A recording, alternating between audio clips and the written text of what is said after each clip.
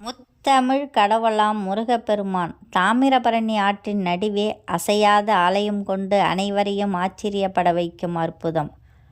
ஆற்றின் நடுவே அமைய பெற்றாலும் ஆர்ப்பரித்து கொண்டு வெள்ளம் பாய்ந்து வந்தாலும் அசையாது நிற்கும் கம்பீரமான திருத்தலம்.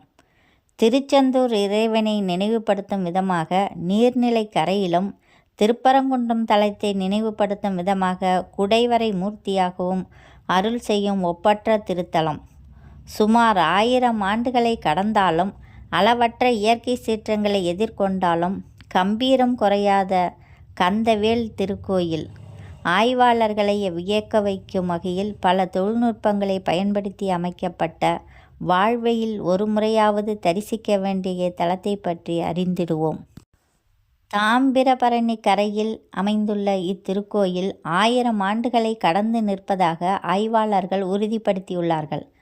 கோயில் கருவறை பகுதியில் 1200 ஆண்டுகளுக்கு முந்தையமானோர் குடவோலை பற்றி கல்வெட்டு குறிப்புகள் நமக்கு கிடைக்கின்றன.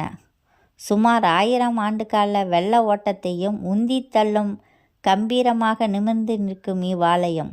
அதிலும் கடந்த 300 ஆண்டுகளில் கடுமையான வெள்ளப்பெருக்கு எத்தனையோ நிகழ்ந்தன.